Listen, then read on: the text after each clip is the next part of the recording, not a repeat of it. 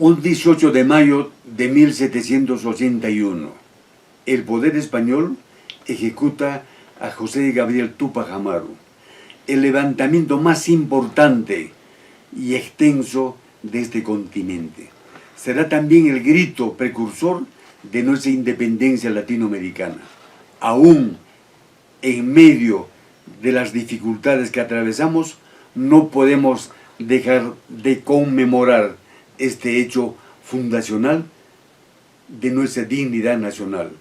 Hoy compartimos con ustedes este conversatorio virtual internacional en el que renombrados investigadores de diversas partes del mundo reflexionan respecto a la importancia de este levantamiento de dignidad que miles acompañaron en búsqueda de un mañana mejor para todos. Hermanos, hermanas, quedémonos en casa y sigamos conectados a la cultura. Gracias.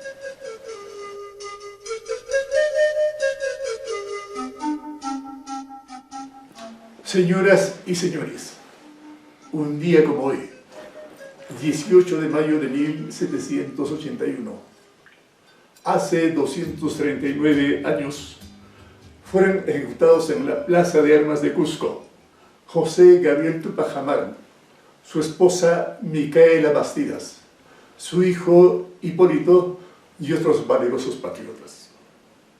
La Municipalidad Provincial del Cusco rinde justo homenaje a estos heroicos próceres peruanos y lo hace en el marco de la conmemoración del bicentenario de la independencia nacional. Precisamente en ese propósito tendremos en esta plataforma virtual las disertaciones de 4 personalidades del mundo académico internacional, todos ellos especialistas en la gesta revolucionaria de Túpac Amaru.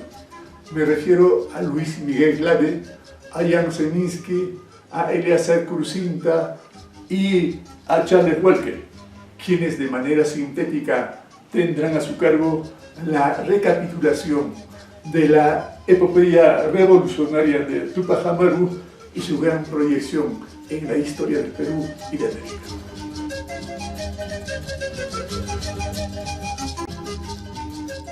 El primer expositor, Luis Miguel Glade, prestigioso investigador en el campo de las ciencias sociales, autor de notables libros que enriquecieron nuestro conocimiento de la realidad nacional. Fue fundador del Centro Bartolomé de las Casas de Cusco y hoy es miembro investigador del Instituto de Estudios Peruanos. Escuchemos su valoración de la gesta de José Gabriel Túpac Amaru. Buenas.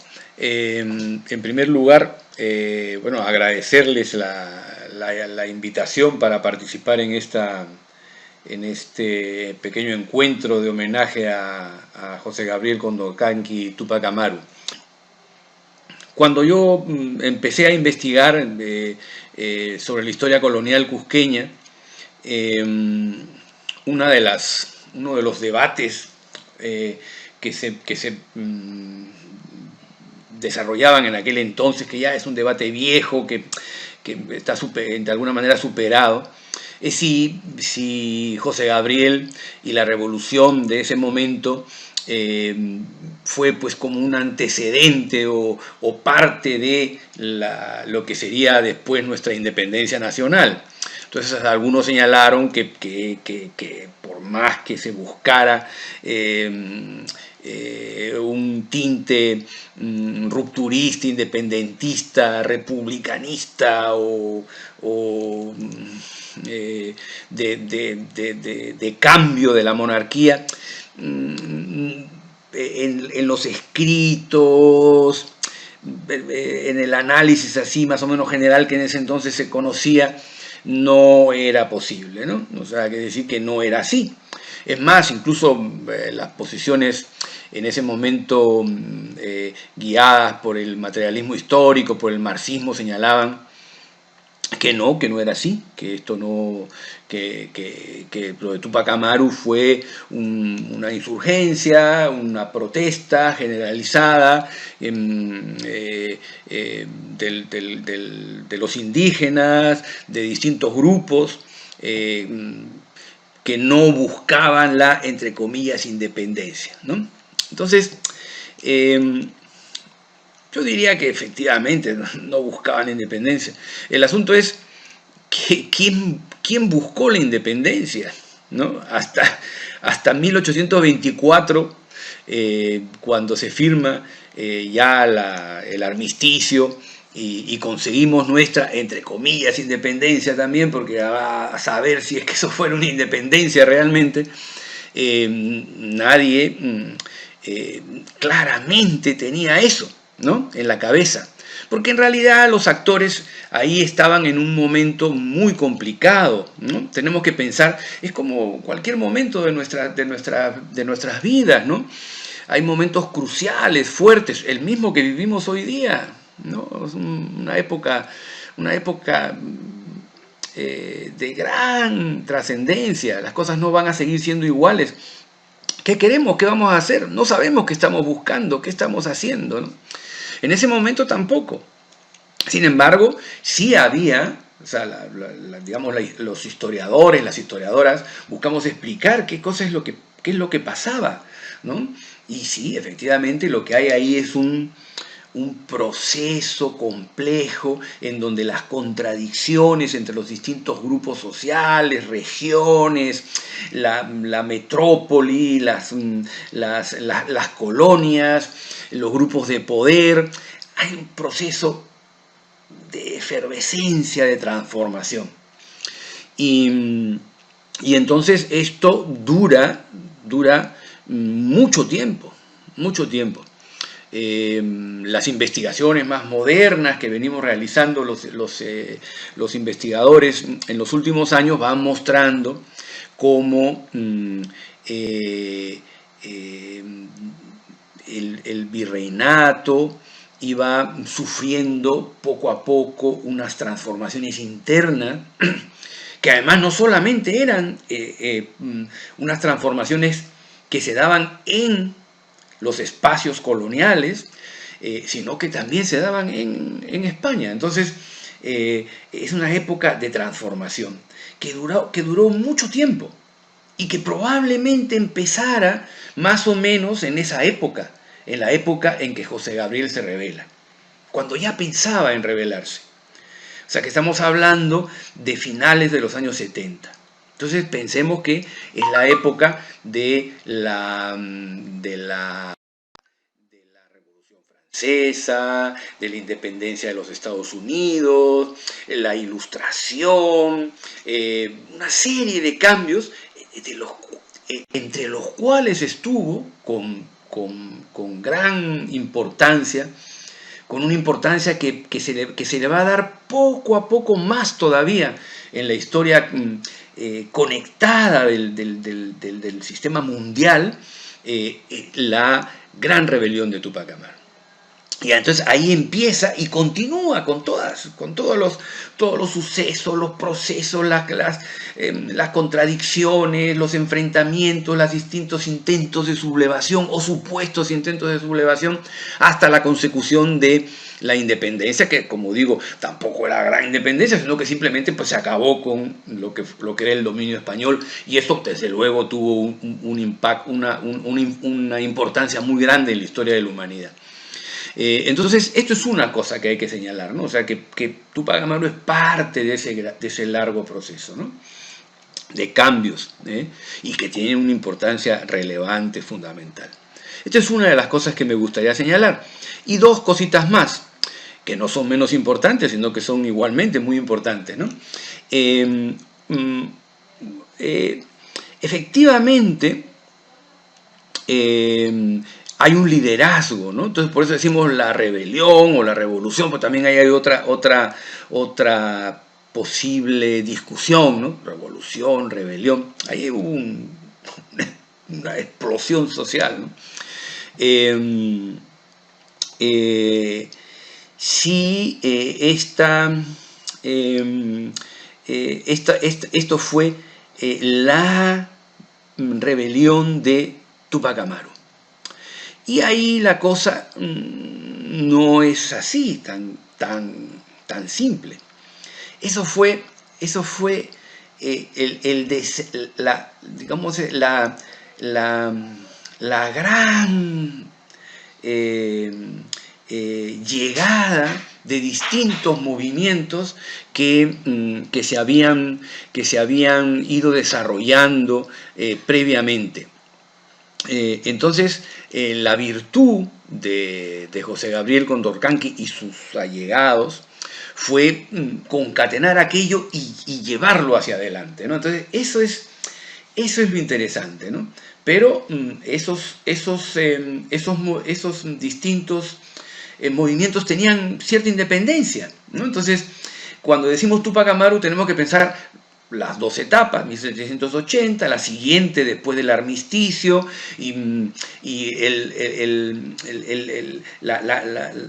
después de la consecución con Diego Cristóbal, las grandes movilizaciones de los catarí, de los aymaras en lo que es actualmente Bolivia, distintas explosiones.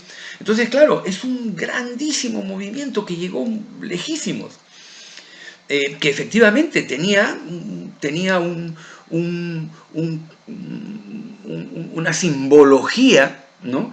En Túpac Amaru, pero que Túpac Amaru desde luego no podía, digamos, manejar, dirigir todo eso. Eso era un movimiento muy amplio, muy complejo.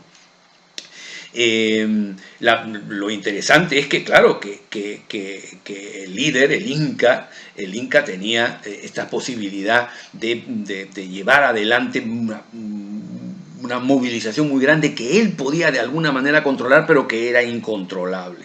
Y entonces que por eso, en la medida en que era incontrolable, pues tampoco tenía pues una dirección central manifiesta, sino que había muchos movimientos, muchas líneas, y claro, fue más fácil tampoco, porque fue una cosa muy difícil, pero de alguna manera iba al final a ser derrotado. Y el último elemento que quiero mencionar en esta pequeña conferencia es que ya avancé un poquito el tema de la simbología, ¿no? La simbología del Inca. Yo llevo adelante una investigación que estoy ya publicando ahí en el Cusco, tienen en la revista andina algunos avances del trabajo que estoy haciendo, en donde estoy tratando de mostrar cómo, digamos, hubo un largo proceso de maduración de una imagen. Hay mucha gente que la ha trabajado de distintas maneras, buscando un Inca, Flores Galindo, la utopía andina, distintas maneras de aproximarse. Pero todos lo que tenemos que tener clarísimo es que se iba madurando una simbología, ¿no? Una simbología que era una lectura de lo que había sido la historia de la conquista y de la subordinación de las poblaciones andinas al imperio, a la corona católica, ¿no? Entonces hay una lectura, y dentro de esa lectura hay una utopía, hay una idea, un programa que tenía distintas aristas que podía movilizar población, ¿no? Entonces, este es un elemento también muy importante, ¿no? Muy importante, que es el elemento simbólico, ¿no? Entonces, podemos hacer análisis de lo que significó este gran momento de la historia, tanto a nivel de las mentalidades, a nivel de lo que significaba una idea o unas ideas fuerza que expresaban unos deseos de transformación. Y por otro lado, un movimiento telúrico que tiene que ver con las grandes transformaciones económicas, sociales, que llevaron a la explosión de grandes masas que ya no estaban dispuestas a mantenerse en las mismas circunstancias en las que habían estado anteriormente, ¿no? Entonces, estas serían algunas ideas que me gustaría presentarles a ustedes como colaboración para reflexionar sobre lo que significó Túpac Amaru. Y como estamos hablando emitiendo este programa en el Cusco, señalar desde luego la gran importancia que siempre tuvo el Cusco, ¿no? Hay que señalarlo y repetirlo muchísimas veces, ¿no? El Cusco siempre ha sido un elemento, un punto nodal de todo el espacio. En ese momento el espacio andino, colonial del virreinato peruano, y luego, bueno, antes, en la época, obviamente, en lo que fue el Tahuantinsuyo, pero siempre el Cusco, siempre, también actualmente, ¿no? Es una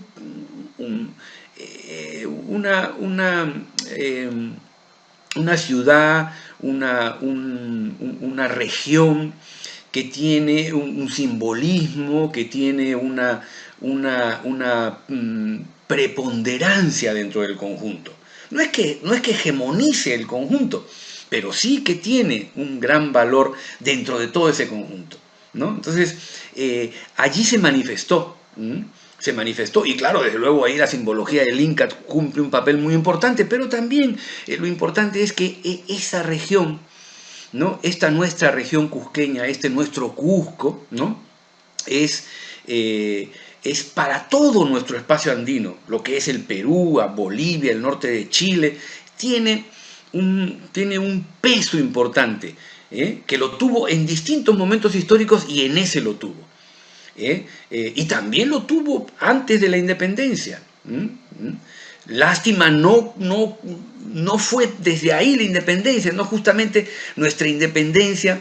El hecho de que el Cusco no tuviera el peso que tuvo anteriormente es un factor que genera una serie de problemas. Luego se quiso recuperar un poco con la cercanía de Bolivia y luego se va perdiendo, ¿no? Pero aunque se haya perdido, el Cusco recuperará en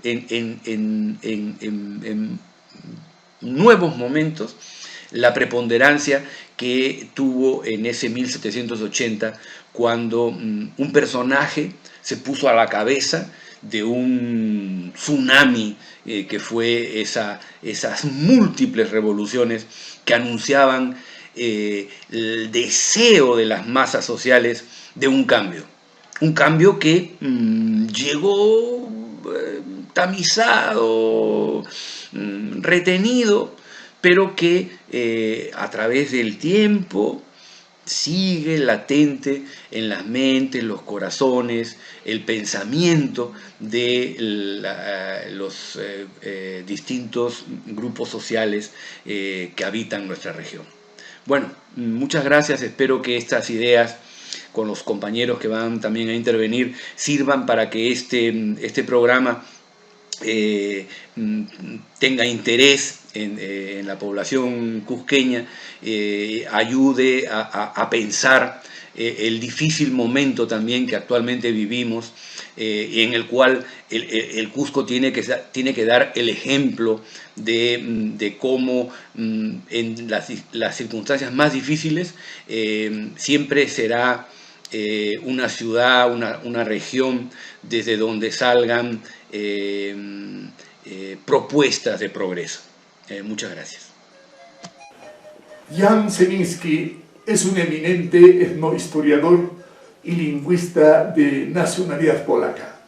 Él representa toda una vida de entrega al estudio de la cultura andina y dentro de ello a la investigación sobre la gesta heroica de José Gabriel Tupac Amaru. Sus numerosos libros sobre el tema así lo confirman. He aquí una síntesis de sus investigaciones. Primero quiero agradecer, me siento muy honrado por invitarme a participar y a hablar de importancia de la vigencia de José Gabriel Tupac Amaru en relación al bicentenario de la independencia del Perú. Hablar de esto frente a los cusqueños me pone nervioso, pero trataré a hacer lo que puedo. El Inca, José Gabriel Tupac Amaru, comenzó su guerra por la restauración de Encaprunan, el estado de los Incas, en ciertas condiciones que definían y limitaban su acción. La población del Tahuantinsuyo creía que para el buen gobierno es necesario un Inca, un gobernante andino donado de una misión por la divinidad. Tal convicción existió por lo menos desde la caída del Tiahuanaco, que según las tradiciones conservadas en el siglo XVI, es la capital y el primer imperio de los incas. Cada grupo étnico y social andino imaginaba el regreso del Inca al poder según sus propios deseos y necesidades. La gente, es decir, Tahuantinsuyo Runacuna, creían que en quinta generación los ancestros podrían incorporarse en su descendiente. Don José Gabriel Tupac Amaru Inca fue quinto nieto de Tupac Amaru Inca, el asesinado en el Cusco en 1572.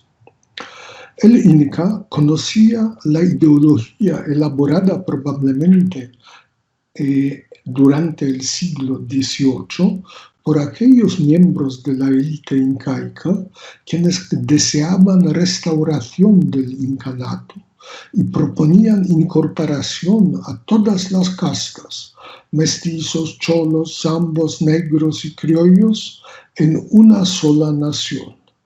La élite incaica quería abolir la jerarquía de castas y abrir a sus miembros y a la vez a otros partidarios del incanato acceso a funciones estatales, eclesiásticas, económicas y cualquier otras. Basta leer el bando encontrado en la faltriquera del Inca al tomarlo preso.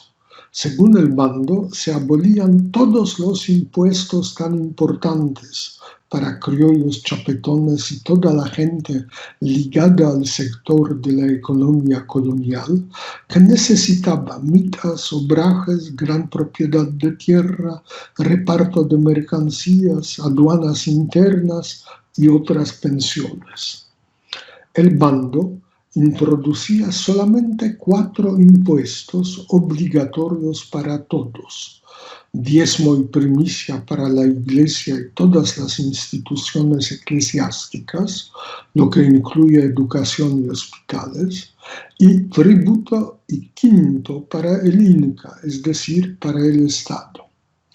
Dentro de tal ideología, visible ya en documentos que describen la ideología de Juan Santos Atahualpa, 40 años antes del grito de Tungazuca, el tributo dejaba de ser un impuesto pagado por los indios y se convertía en un impuesto pagado por todos los habitantes del imperio incaico restaurado.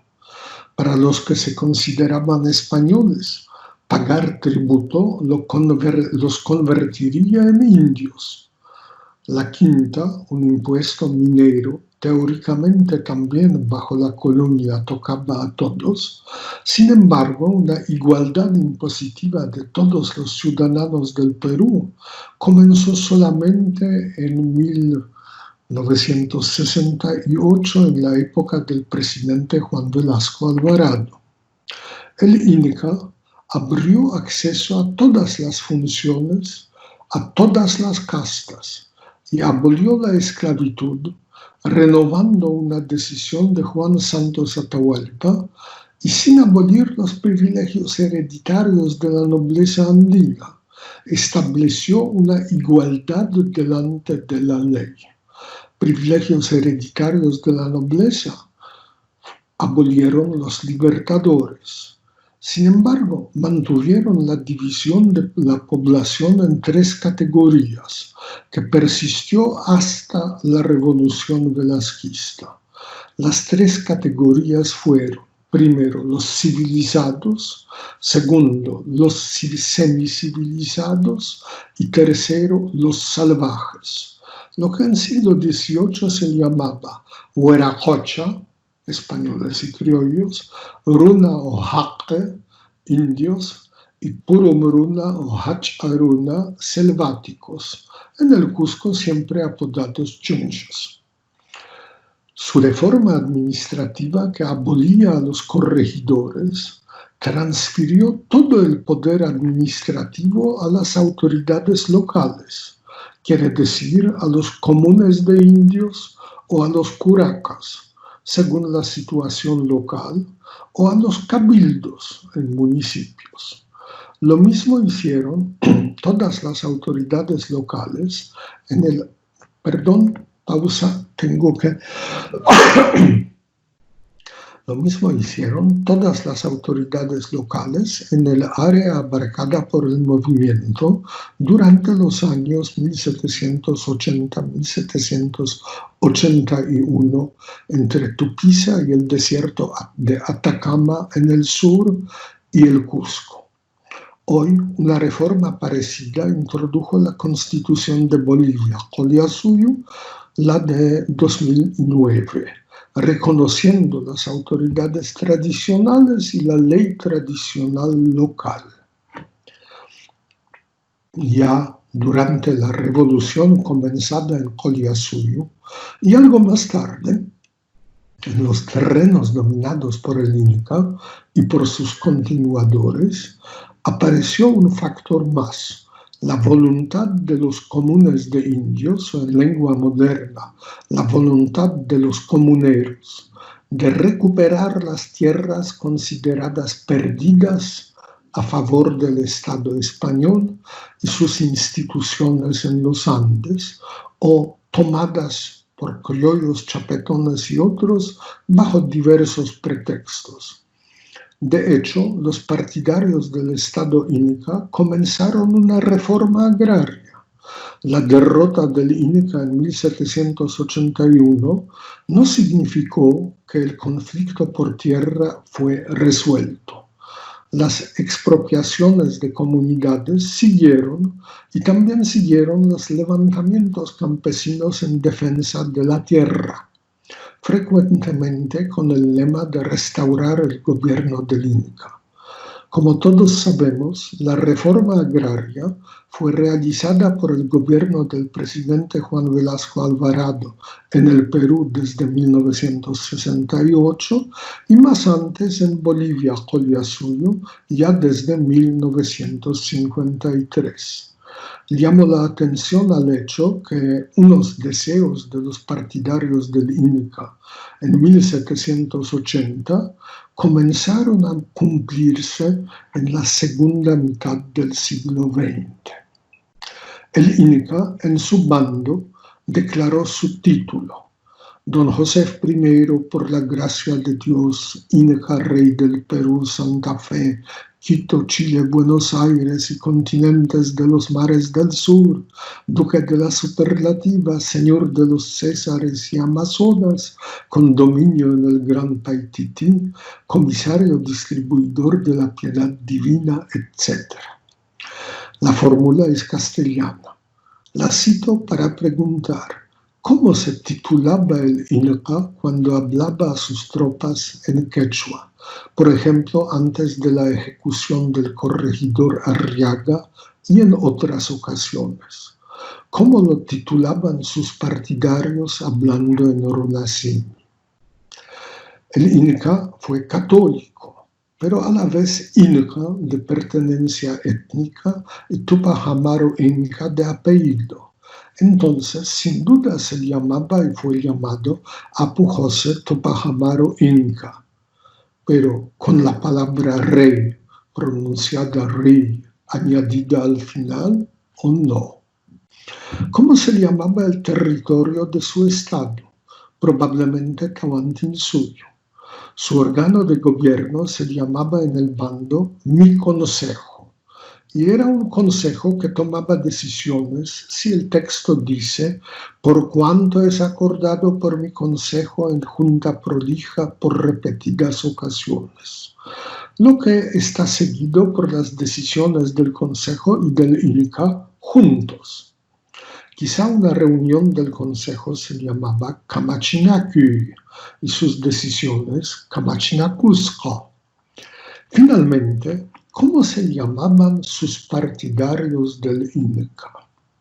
En los datos sobre Juan Santos Atahualpa Apu Inca, el Inca llamaba a todos sus partidarios Incas. La aplicaba tanto a los Ashaninkas y otros habitantes de la selva como a los Runas, Cholos, Mistis y Negros. Dio a sus seguidores un nombre común, no el de peruanos, sino el de los Inca, creando así una nación. Los historiadores no hemos preguntado cuál fue el nombre común de los partidarios del Inca en 1780-1783. En Collasuyo, en 1781, ocurrían ceremonias de incorporar a los criollos, mestizos y otras castas en el seno de los Colliajaque o Colliaruna, vistiéndolos de indios y obligándoles a mascar vodka. ¿Cómo le ocurrió al alcalde criollo de Oruro? ¿Son todos ustedes incas, incacunacho canquichis? Tal como les llamó en 1741 Juan Santos Atahualpa Inca. Al fin, debo decir que en el 200º aniversario de la independencia criolla de la República del Perú, ya comienzan a cumplirse las reformas proclamadas e intentadas por don José Tupac Amaru Inca Rey. Haku Akulikusu. Muchas gracias. Elías Crucinta Ugarte, docente de la Universidad Nacional de San Antonio Abad del Cusco, especialidad de Historia. Desempeñó diferentes cargos académicos en dicho Centro de Estudios Superiores. Hoy es director del Departamento Académico de Historia. También incursionó en estudios sobre el pasado colonial, entre ellos sobre la sublevación de Tupac Amaru. Y aquí, un punto de vista de él sobre el insigne prócer americano. Para agradecer a nuestra municipalidad del Cusco, la capital histórica del Perú, y a su señor alcalde, el doctor Ricardo Valderrama, que nos hizo la gentil invitación para poder participar en este evento académico de trascendental importancia que justamente rememora y conmemora el actuar de uno de los personajes más importantes de nuestra historia peruana, José Gabriel Tupac Amaru, y recordar este martirologio. Cada 18 de mayo, el Cusco se viste de luto, pero también alza sus brazos en señal de protesta por los vejámenes cometidos por los peninsulares españoles en esta histórica plaza de armas del Cusco, al recordar el llamado martirologio de los tupajamaristas. Denunciamos ante el mundo entero que aquí, en el Cusco, ombligo del mundo andino, se cometió el más sangriento y agonizante crimen que la historia de la humanidad pueda registrar. Con la muerte de los tupajamaristas se selló el abuso peninsular, pero a cambio se inició la lucha por la libertad. Por ello, la historia de América debe consignar entre sus páginas y con letras de oro que el verdadero iniciador de la independencia americana y peruana fue el Inca José Gabriel Tupac Amaru. Los andinos estamos presentes para seguir el camino que nos enseñó nuestro padre de la libertad, José Gabriel Tupac Amaru, y los cientos de tupajamaristas que con su sangre escribieron las páginas de la historia de los pueblos oprimidos, que jamás se someterán ante la injusticia y la opresión. La historia está obligada de hacer comprender a su colectividad los verdaderos hechos y acontecimientos ocurridos.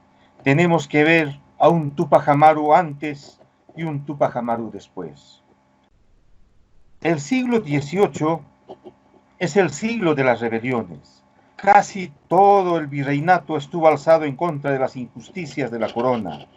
El pueblo se estaba levantando, tanto ideológica como militarmente.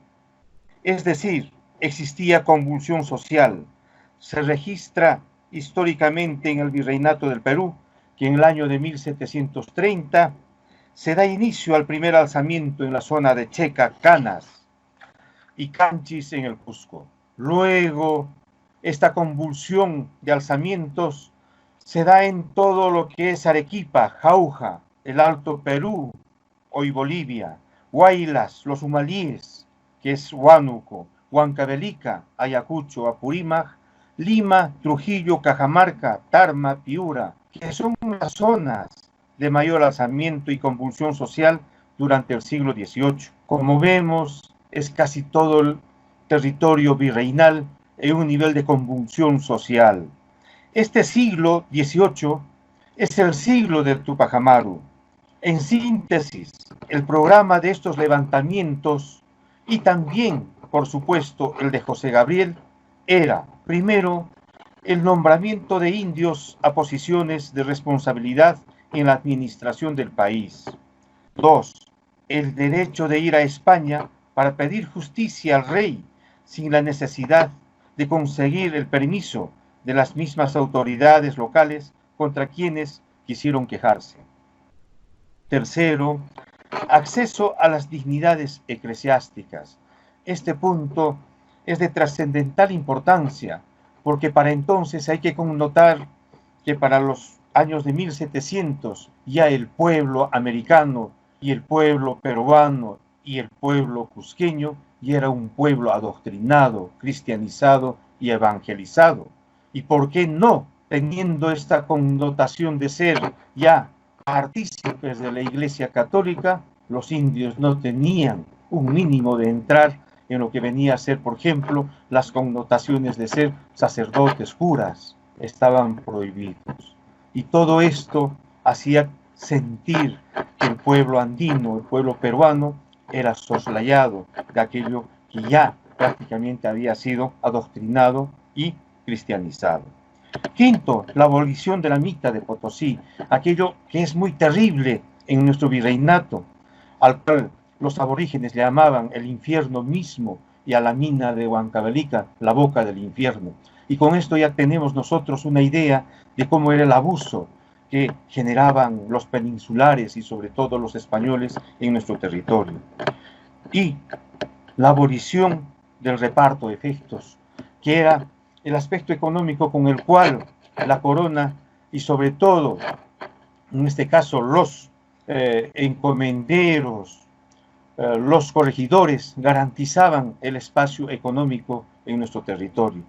Si nosotros vemos estos 6 puntos que hemos puesto en consideración, consolida un tanto lo que venía a ser nuestro virreinato y lo que venía a ser los abusos con los cuales la corona y sobre todo el virrey y toda la organización netamente colonial implantaba sobre los aborígenes.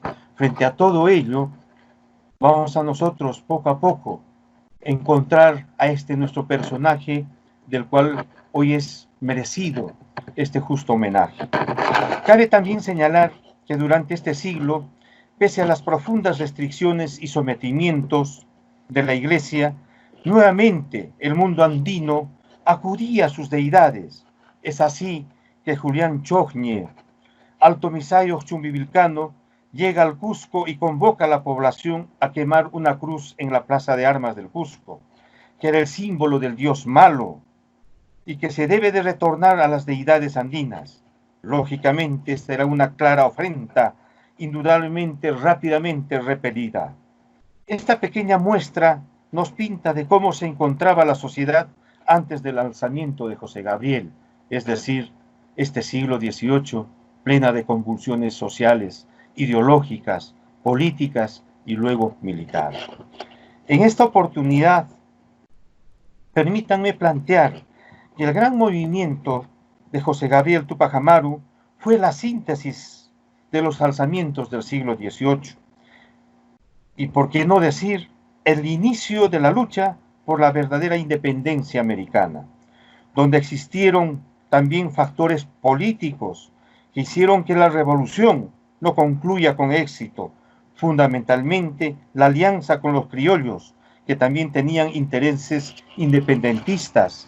Sin embargo, chocaba al planteamiento de Túpac Amaru, que era el de restablecer el modelo tahuantinsuyo.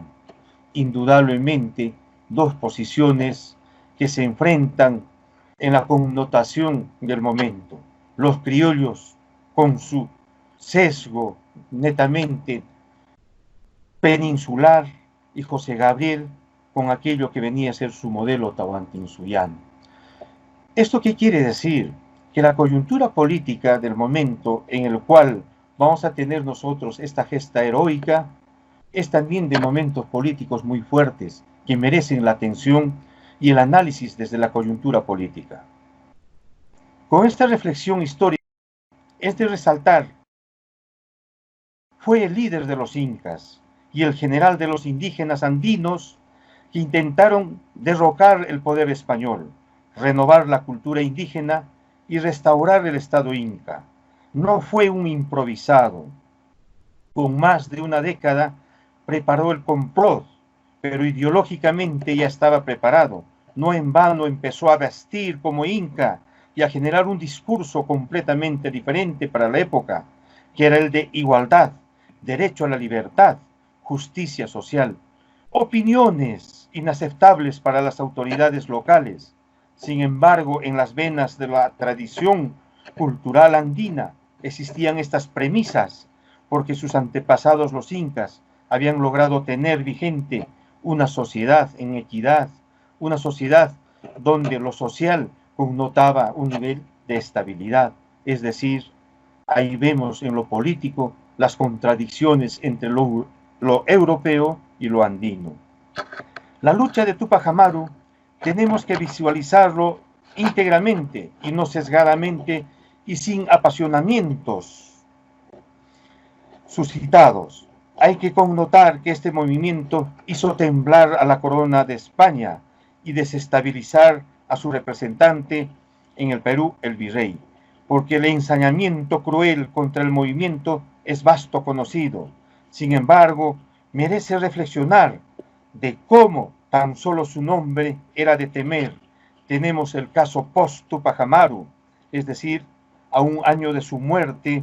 En los archivos del Cusco hemos logrado nosotros registrar algo muy importante, de que una india llamada Juana Sisa hace una queja sobre la muerte de su marido, que prácticamente se encontraba en una de las chicherías de Santa Ana, y ebrio salía gritando, Túpac Amaru vive, pero inmediatamente la milicia lo llevó, lo encarceló, y antes de que sane de su embriaguez fue ejecutado. Indudablemente la india Juana Sisa pretendió quejarse, pero esto quedó en la nada. Pero para nosotros los historiadores es muy importante este hecho cotidiano, porque nos da a entender de cómo era el post-Túpac Amaru y de cómo con crueldad España castigó antes de que sanara de su embriaguez. Este personaje fue muerto. ¿Eso qué quiere decir? Que había un temor muy fuerte, que solo era escuchar el nombre de Túpac Amaru y hacía temblar en su propia época. Este contexto cotidiano es interesante para poder analizar y visualizar también los hechos y acontecimientos. Señores, estamos presentes en esta oportunidad para rendir un justo homenaje a la valentía del hombre andino y perennizar en nuestras mentes la sangre de miles de revolucionarios que, creyentes en la libertad, ofrendaron sus vidas. Es así que un 17 de mayo de 1781, a las 9 de la mañana, como acto inicial de la terrible barbarie, fueron ahorcados en la Plaza de Armas del Cusco los revolucionarios andinos José Amaru, Miguel Ángel Anco, Miguel Mesa, Pedro Mendiguren, Ramón Ponce, Francisco Torres, Gregorio Enríquez, Pedro Mamani e Isidoro Puma. El fatídico viernes 18 de mayo de 1781, después de haber cercado la plaza con las milicias de esta ciudad del Cusco, que tenían sus rejones y algunas bocas de fuego, y cercado la horca de cuatro caras,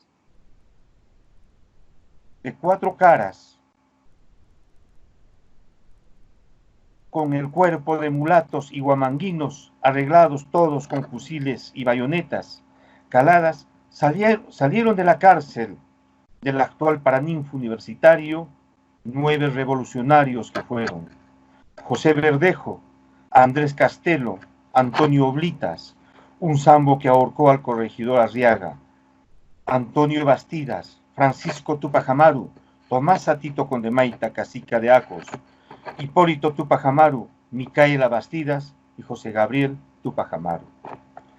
Este trágico viernes 18 de mayo, a la hora de la misa mayor, en la que se sostiene que Areche comulgó por el alma de los que iban a ser ajusticiados, se llevó a cabo la ejecución de la cruel sentencia en la gran plaza del Cusco. Este martirologio cruel y único en la historia de la humanidad se dio inicio primero ahorcando a Antonio Bastidas, luego a Andrés Castelo y José Verdejo. El negro Antonio Oblitas, que fue el verdugo del corregidor Arriaga, fue arrastrado con una soga de esparto en el cuello y luego ahorcado. El anciano Francisco Tupac Amaru, tío de José Gabriel, a Hipólito Tupac Amaru Bastidas, hijo, se les dio arranco de lengua y luego ahorcados y descuartizados. La ejecución de la heroína Micaela Bastidas fue un espectáculo macabro y humillante. Se ordenó que fuera sacado del cuartel, que se hallaba presa arrastrada con una soga de esparto al cuello, atada de pies y manos, y con voz de pregonero se publique su delito. Se le arrancó la lengua y se le colgó en la horca. Al no poder morir, fue asesinada a puñetes y patadas. Luego será descuartizada. Su cabeza será llevada al Cerro Picchu, que será fijada en una picota, con una hoja en la que se lea su delito. Un brazo a Tungazuca, el otro a Arequipa, una de las piernas a Cravalla, conduciéndose lo restante al Cerro Picchu, donde será quemada. La cacica de Acos, Tomás Atito Condemaita, fue ejecutada en el suplicio del garrote. El último en ser ajusticiado fue José Gabriel Tupac Amaru, conducido desde la cárcel con gran despliegue de fuerza. Una vez en el patíbulo se le arrancó la lengua. Se hallaba vestido de cacique con la insignia real de los incas. Areche dispuso que fuera amarrado a las extremidades de los cinchos de 4 caballos que arrancaron en distintas direcciones, consiguiendo solo desarticularle su cuerpo, sin conseguir arrancarle las extremidades. Todo este hecho macabro presenciaba su hijo menor, Fernando, obligado a espectar este martirologio. No fueron suficientes los hechos que acabamos de narrar.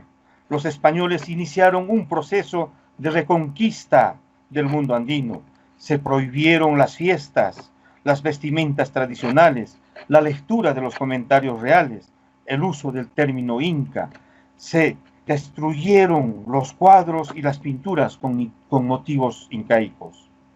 También sea esta oportunidad de rendir homenaje a los miles de andinos que se alzaron en armas bajo el ideal o a la fuerza, pero tenían al frente una lucha que seguir, que desde luego en esta conspiración fueron sometidos a diario y ejecutados en las cárceles y otros al destierro.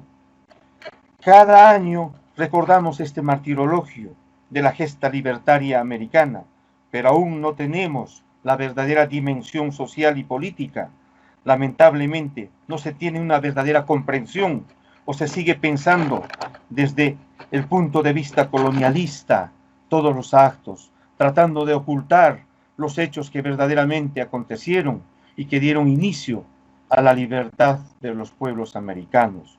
José Gabriel inspira para el mundo lo que son los pueblos oprimidos y lo que es la lucha por la libertad.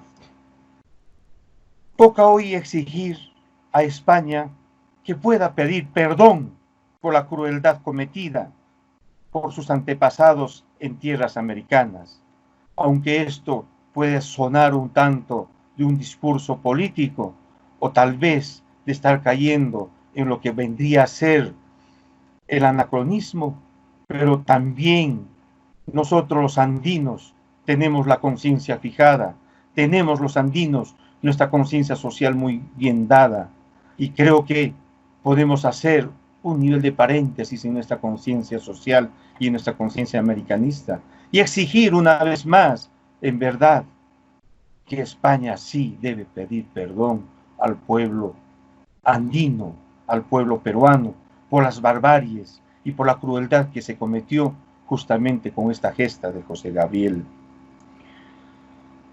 Es tarea nuestra, de los hoy presentes y de los que hoy estamos rindiendo con justo homenaje a esta gesta heroica de los tupajamaristas, concientizar a nuestro pueblo, concientizar a partir de la historia y a partir de los hechos que suscitaron, que tenemos un largo camino que recorrer a partir de lo que viene a ser crear conciencia nacional, crear un espíritu de identidad, crear la conciencia patriótica y sobre todo ser nación, en momentos en los cuales hoy estamos atravesando problemas muy profundos, pero también la conciencia social a partir de estas gestas hace que nosotros tengamos que visualizar de distinta manera los procesos y los hechos históricos.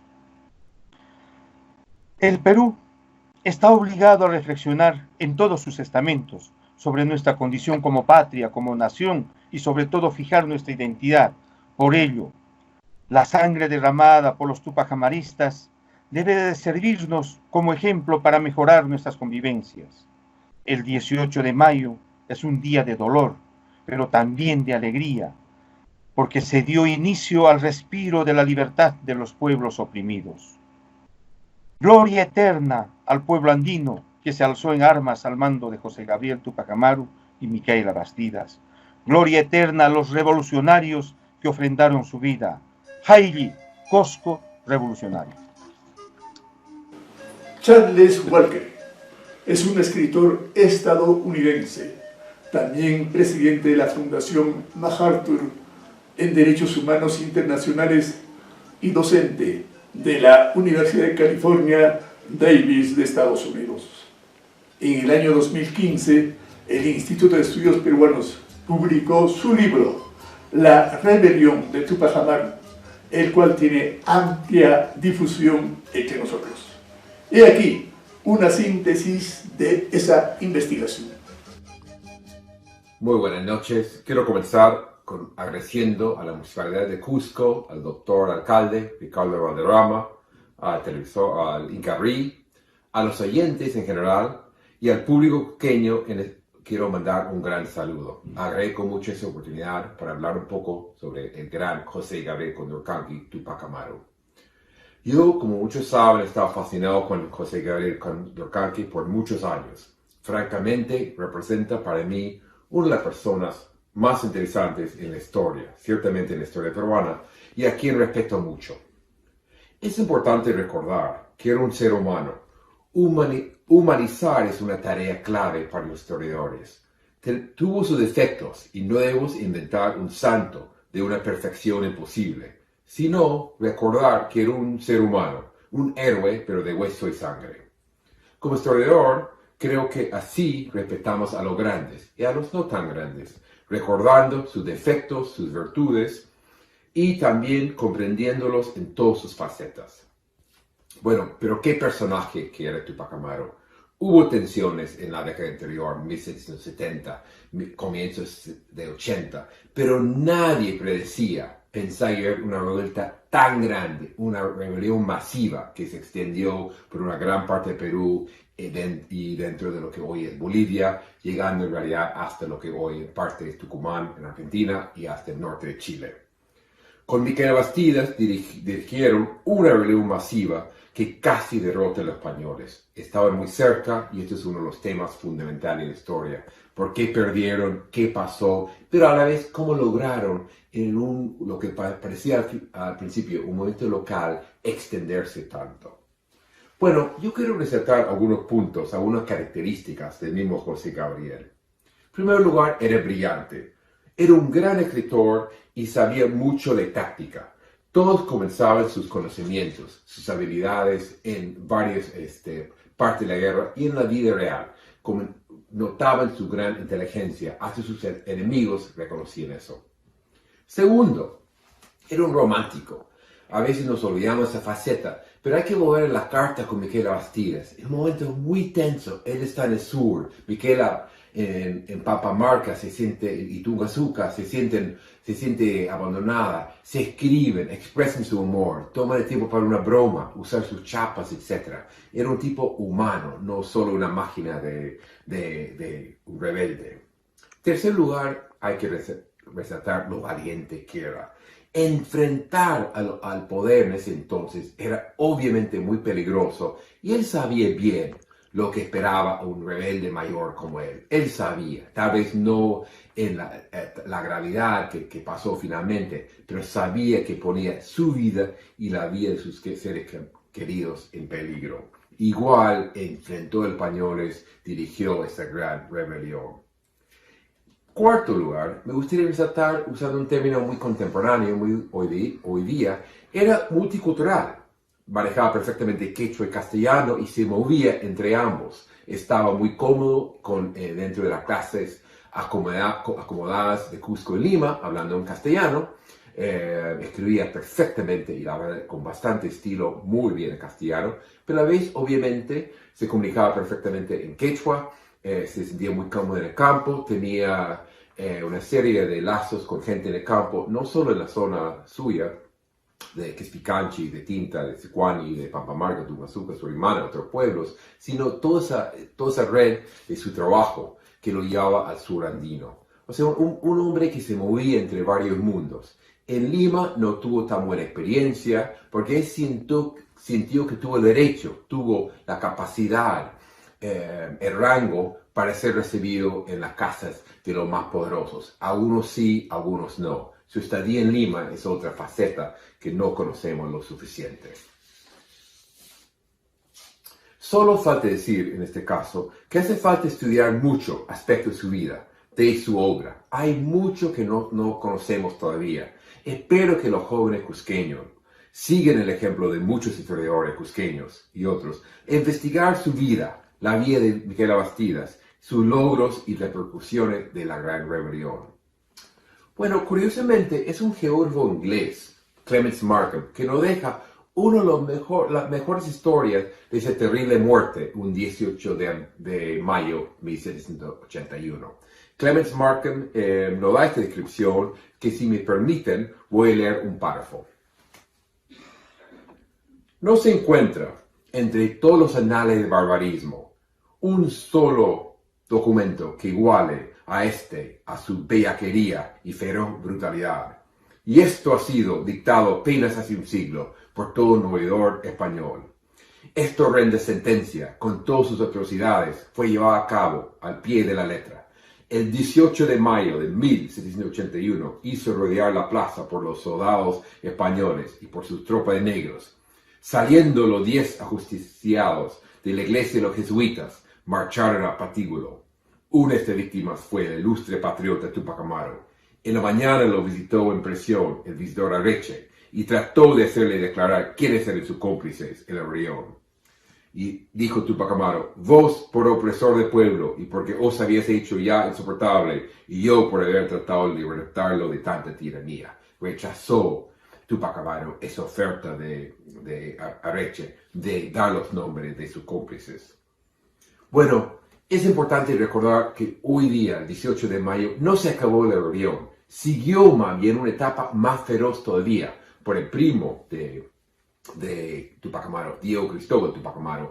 Lo llevó, la rebelión se fue más al sur, hacia Puno, hacia Titicaca, y fueron hasta 2 años muy brutales, con gran violencia, y es en ese entonces cuando se piensa que la rebelión, que todavía llevaba el nombre de Túpac Amaru, que estaba muy asociado con Túpac Amaru y Miquela Bastidas, estaba por ganar, que los españoles contemplaban la posibilidad de ceder un territorio a estos rebeldes. Bueno, entonces hoy es un día trágico, un día para recordar a Túpac Amaru, Miquela Bastidas, los 10 ajusticiados y los que sufrieron penas también meses y años después, pero recordar que no se acabó hoy día, 18 de mayo.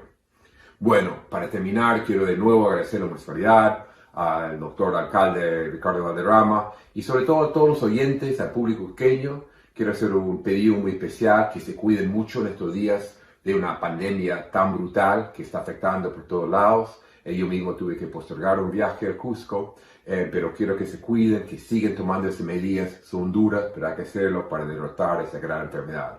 De nuevo, muy agradecido y estoy muy feliz que el pueblo cusqueño esté recordando al gran Túpac Amaru y a la gran Miquela Bastidas hoy el 18 de mayo. Muchas gracias. Hasta luego. De esta manera, la Municipalidad Provincial del Cusco rinde homenaje a José Gabriel Túpac Amaru en el marco del Bicentenario de la Independencia Nacional. Les habló Enrique Rosas Paralísimo.